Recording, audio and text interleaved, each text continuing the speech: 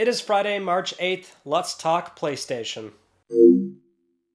Welcome back, everyone, to another mechanized episode of LTPS. As always, let's begin with our PS Plus reminder. The March PS Plus Essential Games are now live on PSN, so you can go ahead and claim those games. And for our first story, let's quickly mention as a PSA here, but Ubisoft Plus Classics is now finally separate from Extra and Premium, so you don't lose those games if you have Extra or Premium, but if you only want to play those games out of that catalog, now it's finally separate for $7.99 a month. That's in USD. But the barrier of entry is a little bit lower now if you want to, say, access multiple Assassin's Creed games, Far Cry, Trials, Rainbow Six Siege. I know Watch Dogs Legion is on there. Also Legendary Fishing, if that's more your speed. But yeah, it should be a little bit more accessible now if you want to just jump in for a low price and access those games instead of having to subscribe to Extra or Premium.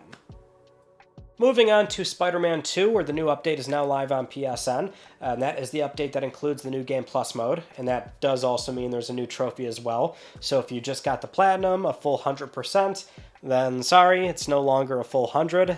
Always kind of annoying when that happens, but there's that, changing the time of day, mission replays, new suits, new accessibility options, and also a little mishap where it seems like Insomniac may have inadvertently allowed people access into the debug menu of the game, which was not intended. Debug menus are for the studio to work on the game so they can move around the environment more easily, change spawn points, turn on God mode, just a number of things, right?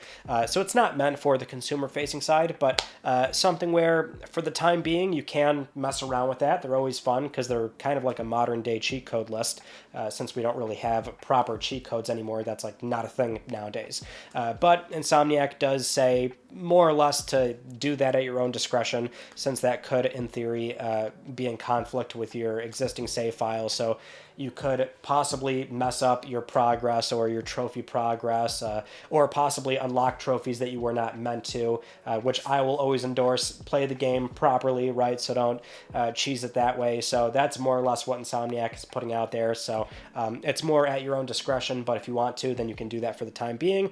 Otherwise, they will try and put out a fix, I would assume, relatively soon.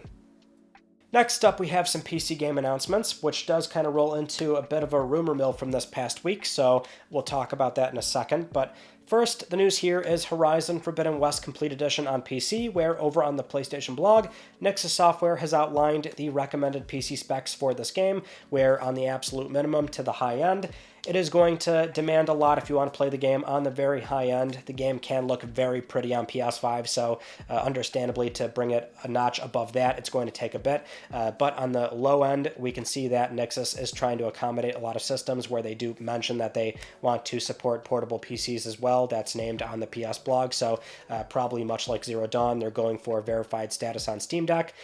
So that's great to see. That alongside all the other bells and whistles that we expect from the game, and we already know the game is going to support ultra-wide DLSS3, FSR3, Intel XS, direct storage, unlocked frame rate. Still coming March 21st, so that's the news for Horizon. But the other new announcement from this past week is Ghost of Tsushima, now confirmed for PC, which that was on the NVIDIA leak list, although we did not really need that because we know Sony is working on their back catalog of games to bring to PC. Having said that, we now know who is doing this port, because that was my question, is simply for the remaining games that we're waiting on, that being like Demon's Souls, Gran Turismo 7, The Last of Us Part 2, are they going to do these in-house, go off to Iron Galaxy or Nixxes? Nixxes can't conceivably do all of them, but in this case, it is Nixxes again, so they are working on bringing Sucker Punch's in-house engine over to PC. They're retooling it, and it is going to support, again, ultra-wide, DLSS3, FSR3, Intel XS, also NVIDIA Reflex low latency and DLAA support, which this game will be the full complete experience, so it will have the Iki Island expansion, also the Legends multiplayer as well on PC, which will be interesting, and that is coming out on May 16th. Now, the reason why this gets into rumors is because we had a number of different accounts this past week put out this info early about the Horizon and Tsushima PC versions, which, whether it was one, the other, or both, it was something where the earliest instance, and I believe the most notable one, would be this account on Twitter, where it was made back in January of this year, and they sent out this tweet on February 27th, where they say the Tsushima PC port will be announced in the coming days, and the sequel will be planned for a reveal at a mid-year event. And so with that in mind, looking at the account history, we can see they correctly pointed out specific details all in a single tweet about the January state of play. Now, they certainly could have simply deleted the tweets that were wrong, but with that many details in one tweet, it seems less likely, although they certainly could have sent out thousands of tweets with different permutations and simply, again, delete the ones that were wrong to look more authentic. But either way, looking through the other posts, we can see they also say that Starfield will be announced for a release on PS5 between November and December of this year, and that the 2025 plan will be even bigger with well-established franchises in the Xbox universe. They also claim a Final Fantasy Tactics Remaster is coming by the end of this year. And then in the replies, they're answering a number of things regarding a Bloodborne remake, The Last of Us Part 2's PC port, a God of War project outside of Santa Monica, and more. And so now they're getting really talkative, which kind of goes into the red flag territory, because it is a totally reasonable thing that they maybe would have known about these two things that were announced recently. Because the thing is, the reason why a lot of people will know about this right up until it's confirmed is because, I mean, almost always it's something where it's from like the marketing side, the regional marketing side from the company, like the social media person or whatever the case is, right? But it just kind of snowballs. It could be something where one person knows one thing, they put it into Discord and a server, or they just, exchanging DMs. It kind of spreads that way, right? And so like I've known about a handful of things like that just from right up until the announcement is confirmed, right? And so that just, it happens. It's a very common thing nowadays. So that is reasonable. But to then start talking about like all these other things that are like super far out from different publishers or different platform holders, now it's getting into an area of maybe you're just kind of trying to ride the authenticity of the account because you were correct about other things. It's normally how it goes, right? If you can see like a blog post early or a press release early, that's how you can put the info out immediately. And that's just kind of how that goes. But either way, I mean, speaking on a Tsushima sequel, I guess what we can say is, yeah, that is totally expected, because I guess the other part of it is like they're saying things that are not totally unreasonable either. So it's like, oh, okay, Part 2 PC coming soon. Oh, maybe another God of War game spun off from a different studio. Not the most outlandish thing out there to suggest, right? But anyway, the point is, Tsushima 2 or a new Ghost of Tsushima game, yeah, I mean, kind of dials back to what we've said about PS Studios, and that while the second half of the year might be a little bit dry, now we still expect that we have to see Concord. I still think we might get something shipped this year from Team Asobi, and there could be other second or third party things that are still completely unknown to us. But broadly speaking, across PS Studios, some studios are, I think, far along enough to where they will show off something this year. It won't ship till 2025, and that's why 2025 should, on paper, be a very exciting year for a lot of big major releases. Now, getting into our next news story, and again, dialing back to what we just said, how there were a few different places that knew about the Horizon and the Tsushima PC news. One other account that did know and put the info out early, which made them look genuine, is already gone. So not sure what happened there, but their Twitter account is closed. But because they were right, this was something where Reddit and a few forums were watching this account closely, more so because this one made the claim that Arrowhead Game Studios was already acquired by Sony and the announcement would be very soon, which then led the other account that we just talked about to clarify that they were not the ones who made that claim, since there was some confusion surrounding where this came from. But they do say Sony has had plans to do this for a while, and allegedly Helldivers 2 is already close to 10 million sales. Which then leads us to the Arrowhead CEO, because they did make a comment on this saying that it's fake news, they've not heard about this, and essentially that's where we're at right now, is that there is some kind of acquisition rumor going around, and it's not true. But the thing is, there's a lot to unpack with this, because, a few things. Obviously, acquisition rumors, as we've seen time and time again, unless you're leaking the info out yourself like Sony did with Bluepoint and their Japan social media team, unless it's that, 99% of the time, acquisition rumors are not a thing. Only very high-ranking senior executives between both companies are doing those discussions. Not even employees are going to know about this, and the only time we ever actually do know before is like day of, maybe an hour before the press release goes out, because that's where more people do actually find out about it via press release and, again, social media teams and things like that, but it's normally day of. Then there's the matter of this being a very safe guess, a very reasonable thing to speculate on, is that Sony would acquire Arrowhead, because that would completely fit SIE's MO of how they acquire studios. As we've said time and time again, Sony does not typically pick up random studios. It's always a long-standing partner that has sort of proven their worth over time, releasing PlayStation IP, quality games that move units. And so Helldivers is very much an established PlayStation IP that goes back to the PS3 and PS4 and Steam original release. And now Helldivers 2 blowing up. Obviously, it's an established live service game now that's doing well. Of course, that would be in Sony's interest to acquire them. It completely fits their MO, so that's not really unrealistic either. And then the third thing is that, no shade to the Arrowhead CEO, but it's a matter of, well, they're not going to confirm it if it was true anyway. We actually saw that with the Bluepoint CEO, where they said, no, we're remaining independent as damage control from, again, the leak that Sony did themselves. So that doesn't really debunk this, in all honesty. It just means that we don't have anything before any of this happened anyway. Now, what I will say as far as actually acquiring Arrowhead goes, this is something where it would be, well, again, not surprising. Like, it makes complete and total sense.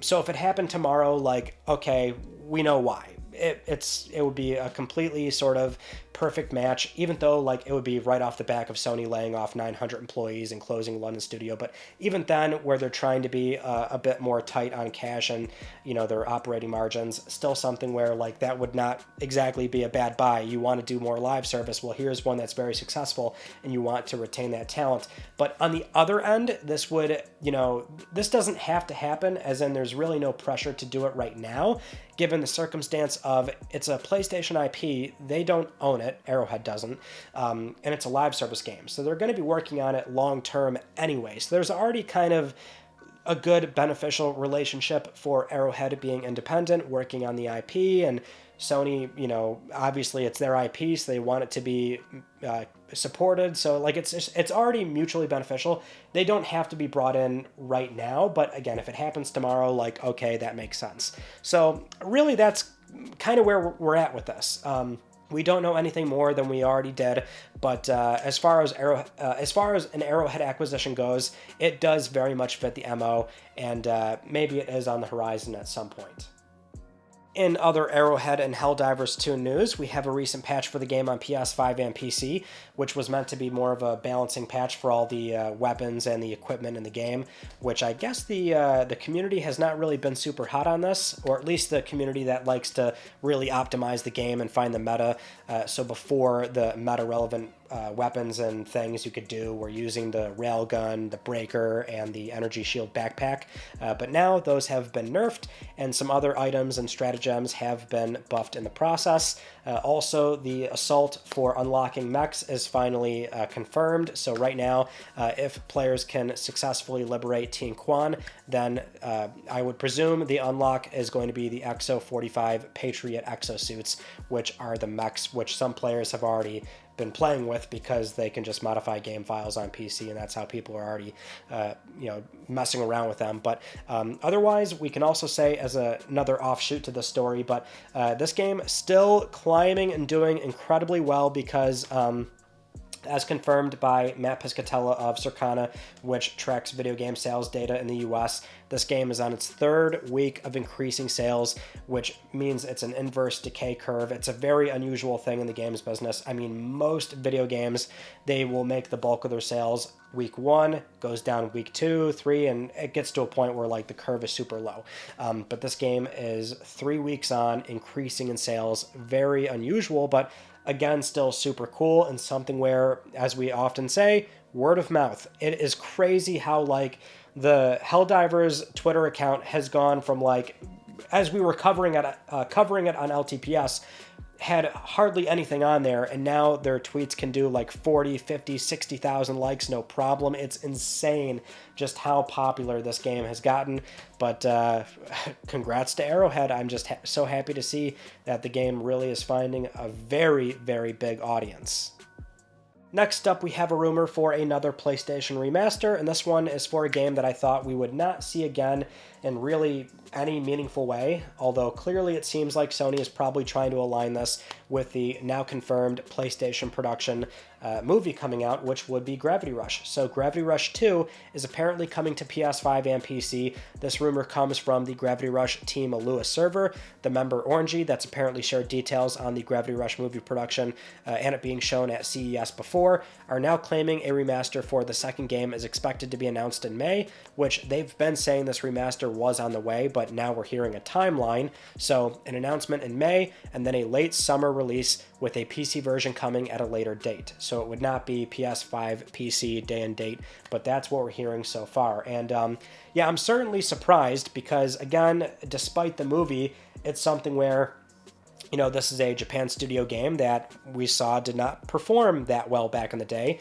Shipped initially on PlayStation Vita, then the sequel only on PlayStation 4 to try and give that IP a little bit more of a larger audience, more room to breathe, right? Try and get it out to more people, which that probably did not really happen. So it's a matter of like, okay, like that's one of many Japan studio games that we know historically underperformed, which then led to the studio closure or the restructure rather. But you know, the point is, it's something where like the movie, I didn't think that was going to really lead to a remaster, but probably something where, again, Sony is highly motivated to have a game alongside any sort of PS production if they can line those properties up.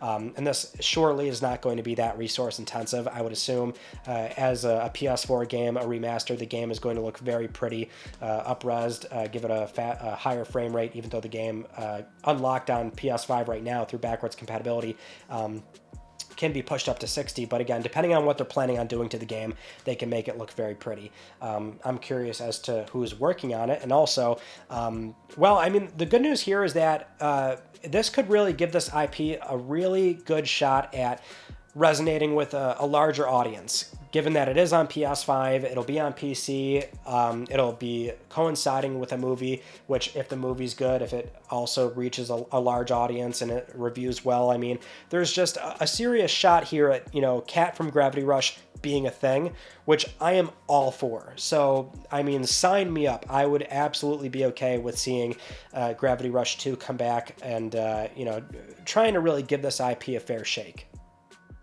Next up, Rise of the Ronin. We have some new details on the press coverage for this game where we do know right now the press is playing the game. There's going to be a press preview event on March 11th, so very soon, only a few days, we're going to find out what it's like for the opening hours of the game. That's what they're told they can say right now, so at least we'll have a lot of different opinions to sift through in terms of the gameplay loop. How does the game feel? How does it feel compared to, say, Neo and things like that? So we should have a lot of those things answered, but as far as actual reviews, that is something where the review embargo lifts on March 21st, so pretty close to when the game is coming out, but considering there are previews, I don't think that's going to be indicative of them being like nervous the game is not going to score well.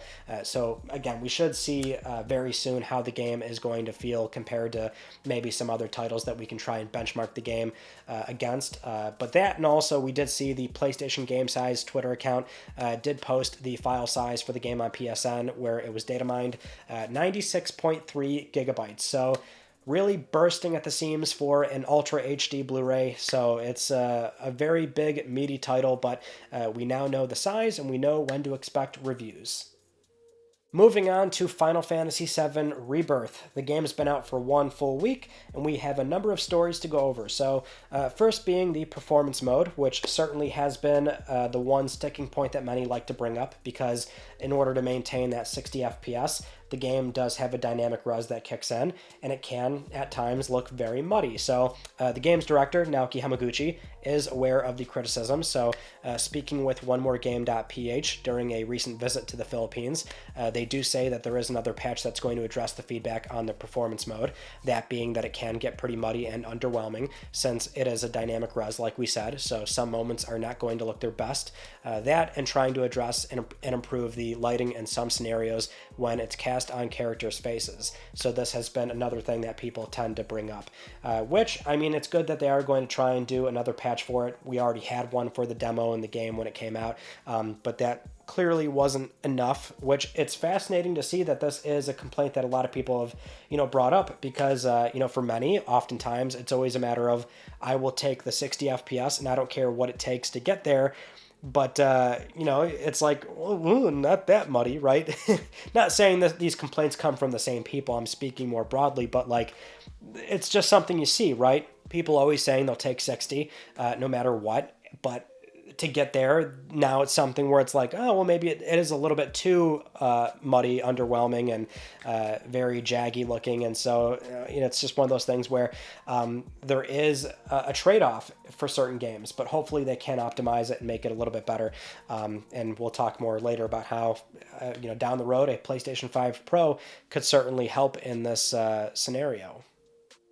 Now, on the topic of exclusivity, we have the series producer, Yoshinori Kitase, speaking with Gene Park of the Washington Post, where he mentioned that if Rebirth was, say, multi-platform, they would not be able to make the game as densely populated, referring to the diverse geography, the indoor and outdoor areas with activities, friendly and hostile NPCs, all seamlessly tied together with no loading screens. So if they were developing on multiple platforms, this would create more work that focuses on porting rather than iterating on the game's design. Which, I mean, they're not wrong in the sense that, like, and this is something where it doesn't matter if they're working with or without a platform holder, if their money had it or not, or if Sony's funding the game. I think any studio would reasonably and openly say that targeting one platform and making one game on one platform is always going to be very simple and easy to approach versus shipping on multiple platforms. That is always going to be the case regardless of, say, the circumstance of this game. Having said that, I'm sure they are putting a lot of lip service on it by saying there's so many things we could not do otherwise, right? Or at least maybe he's saying it under the guise of like, oh, we wouldn't be able to do this much in the the sort of timely manner that we did, right? Considering they shipped Remake in 2020 and then Rebirth in 2024. So being able to only target PS4, PC, then doing PS5, PC within that time frame, right? So the more platforms, the more that is going to complicate matters, and it would maybe stretch out development if they would try to cram all those things within the game. Now, in the same article, the game's director, Naoki Hamaguchi, again speaking with Gene Park of the Washington Post, he did comment on Part 3, how they're working on the design doc for Part 3, and that a lot of the work done for Part 3 is already done because they did so much in Rebirth, but also the challenging thing going into the third act is trying to make sure they can make the Highwind a fully playable, fully explorable, airship where you can navigate that around the world to resemble the real magic and, exploration of Part 3, or rather the third act of, the original 1997 release. So as many were probably thinking, like, yeah, the Highwind is going to show up, but it's encouraging to know that they're certainly trying to nail it in the same way where once you have the Highwind, you can really start going over all those areas again, revisiting, the towns and doing side quests and things like that, and having the larger than life feel that FF7 had at the time, which does beg the question of, based on how they've sort of broken the series apart, Part 3 in theory is supposed to be like really big. So I'm curious as to what the timeline is for expecting Part 3. And the good thing is, in terms of like reusing assets, like, yeah, they did a lot of stuff with Rebirth. So they are, I would say, comfortably ahead of the curve with, going into Part 3. But it's still, I guess, fun to know that like the Highwind, very much they're looking at that and trying to make sure that it fits the same themes that the original game had. Now, the other Final Fantasy VII Rebirth news that we have is the game's sales, where over in Japan we now have some sales data from Famitsu, and this has certainly been a point of contention from when this news broke yesterday, but we can now see how well the game did for its first full week on the market in its home country, which we can see the game did debut at number 1, not too surprising there, but it sold 262,000 copies, which, without context, kind of hard to judge. So looking at, say, Final Fantasy VII Remake on PS4 in 2020, that moved 703,000 copies. And then even last year for Final Fantasy 16, that sold 336,000 copies. And if you remember, 16 went through kind of the same thing where there was a lot of debate around how well the game did, if it was a failure, a success, it's PS5 exclusive, so Square messed up, they could have reached a bigger audience, and, it was a really weird thing. Some people got really weird about that conversation, like they wanted the game to do bad or whatever, but obviously it did completely fine on PS5 for the install base, and even Square at the time was like, yeah, the game met our expectations, but in this case, I mean, you can compare it to 16, and maybe it's an eyebrow-raising moment of like, well, what's going on with this? Now, we do have to remember a few things, which would be, digital sales data not included, but that really doesn't matter in the grand scheme of things. We're still comparing numbers on a level playing field here. But as far as like 7 Remake goes, yeah, clearly it was not going to do that. That was going to be something where PS4 was much more matured near the end of its life cycle, and this was also right in the middle of the COVID lockdowns. So naturally, that game just came out at an amazing time for people to go out and buy that game. So that was kind of obvious. It was not going to sell 700,000, but 16 is maybe a much better benchmark considering the install base is not that much different from when the games came out. 16, a new mainline entry, but Rebirth, I mean, especially with the reviews and how many people did play Remake, I mean, yeah, I'm surprised. I would have thought it would have either met nearly the same number as 16 or exceeded it just a little bit more. But the thing is, I mean, this series, or rather PlayStation 5 right now, still has a problem with the console install base in Japan because we don't necessarily know exactly how many consoles are actually in Japanese homes, right? A very large portion of machines were being scalped initially in Japan, but they were being exported out of the country to China.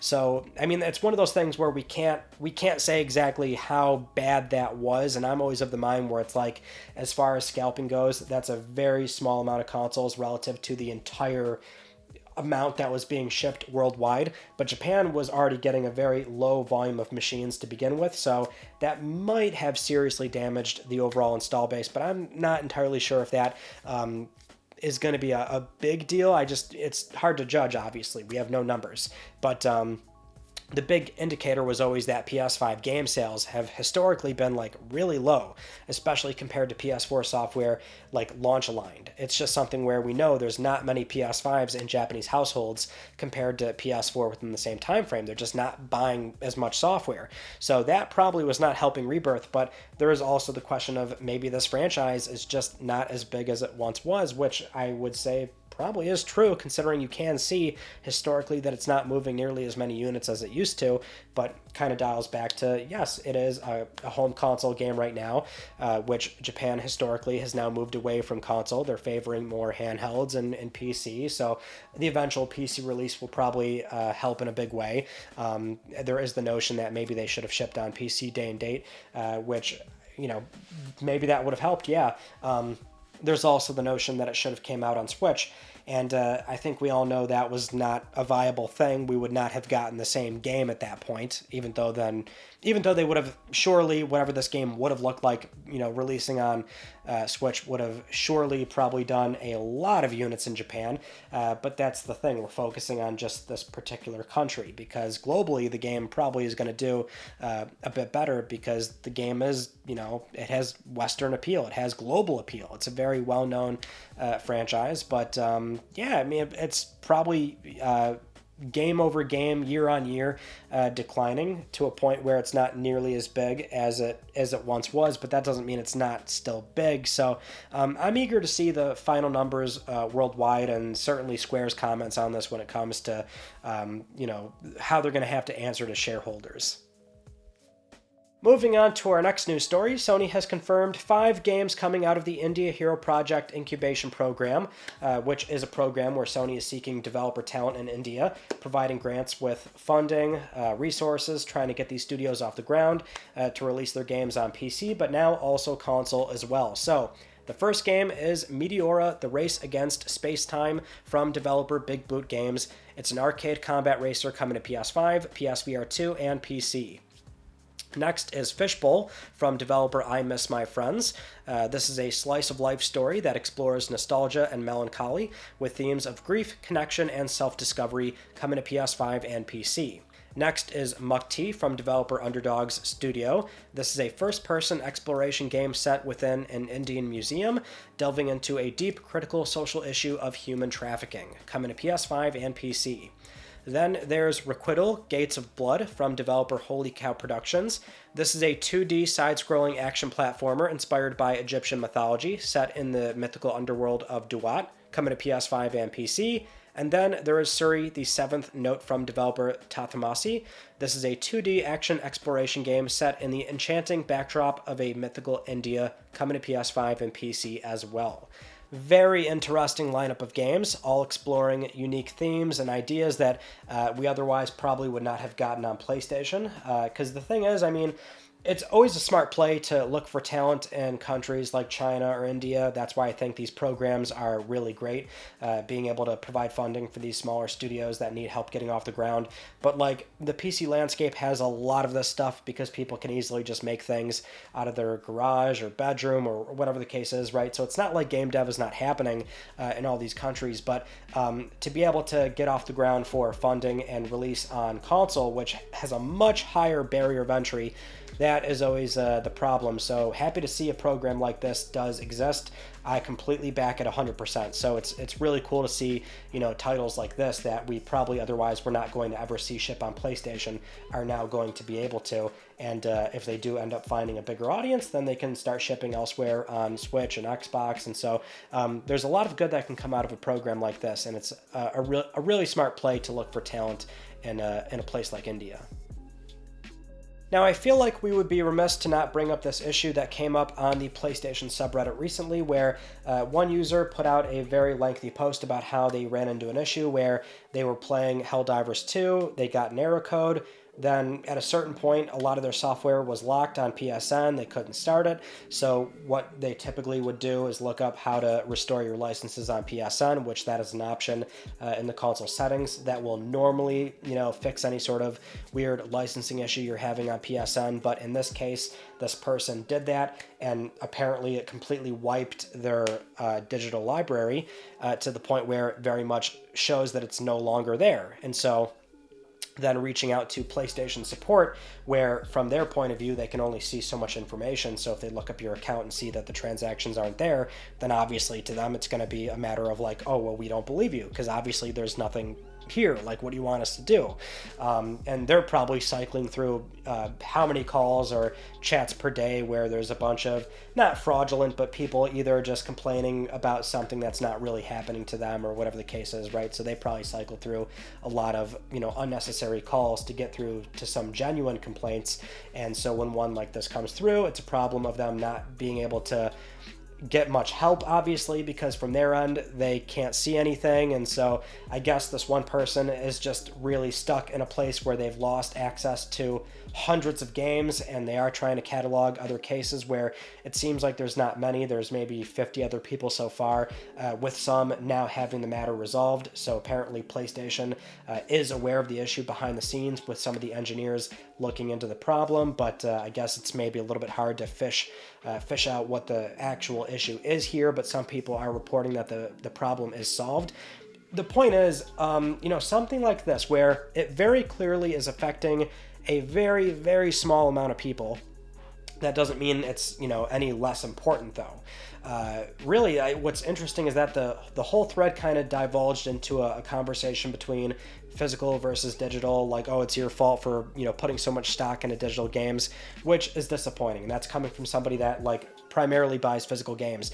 That's not the problem. Like, it's the company's problem. Like, they have to fix this and take care of the customer. They offer digital games, so there should be some protections there, and even some compensation for the issue, right? Maybe extending a PS Plus membership or something. So it's just, this is always a really frustrating thing to see, because obviously, more often than not, it does affect a very small amount of people, but that doesn't make it less important. It means the company should still back these consumers, protect their digital libraries that they've invested into this platform, and moreover, it should not divulge into a physical versus digital thing. You know, again, I'll always advocate for physical media, but if you spent thousands of dollars on PSN, you should be entitled to it, and it's always a little scary when, like, the licenses randomly disappear and support can't see them, so it's like, what do you do? So I hope this does get resolved, since PlayStation engineers do seem to be made aware of it, but and it's not like they can't have hiccups every once in a while, right? That's not the issue either. I mean, these things can happen. It sucks, but it happens. But being able to, offer a path for customers to get this matter resolved and having compensation, that needs to happen more often with PlayStation, and it's really unfortunate that that does not seem to be the case whenever we have things like this pop up. Moving on to The Last of Us HBO, where we have some more updates on the final cast for Season 2, so we now have more roles filled in. So for the WLF, all the characters there, we now know that Owen will be played by Spencer Lord, Mel will be played by Ariel Barrere, Manny will be played by Danny Ramirez, and Nora will be played by Tati Gabrielle. Now, the other news here is that they also rented a property in British Columbia where they're filming right now, and I wonder what they're doing there. I wonder what scene they are capturing with that big picturesque cabin with the giant windows. So yeah, it's cool to finally get like a cast photo. We haven't really seen anything like that just yet, or a set photo, I should say. Yeah, it seems like they're filming in a lot of like very remote locations, so it's kind of hard to get to them. They're not like in a city or anything right now, so not something where people can easily like take pictures outside or whatever. But yeah, that was funny to see, because I think we all know what's going down, and as far as the roles go, I mean, yeah, everybody looks the part, and hopefully they play the part well. Now, with all that said, it is time for Let's Talk Plus, the weekly Let's Talk PlayStation giveaway, where one of you can win a $10 PSN code. I would like to congratulate this viewer right here. I'll be contacting you very soon via email or X. And this week we have another game giveaway, Melatonin for PS5, courtesy of Half Asleep Games, their upcoming PS5 title coming out on March 12th. It came out on Switch and Steam about 2 years ago, very well received. It's a dreamy rhythm-style game inspired by Rhythm Heaven, and so it's coming out on PS5 very soon. But Let's Talk PlayStation viewers have a chance to win, and so we have 3 copies to give away. Follow the link down below, and we'll announce the winner next week, because we are trying to give away some games. Those are all the stories from this past week that I wanted to talk about with you all, and our Tuesday video was a review of the Pulse Explorer headset for PlayStation 5. I'm trying to catch up on all these reviews that I know I'm behind on, so again, like 30 Platinums Part 3 really set me back on like a few things that I wanted to get done in a timely manner, so with that in mind, we are going to do the Pulse Explorer, eventually PSVR 2, we're getting there, I gotta take it week by week. I'm trying to do more than one upload in a week, but that just really is not possible right now. But either way, that is what's coming in the pipeline. Also, other things that I know people are expecting this year. So it's coming, just gotta wait. But until then, that is it. So that concludes this week's episode of Let's Talk PlayStation. I'm Ryan Benecki. Thank you all so much for talking with me, and I will see you all next Friday.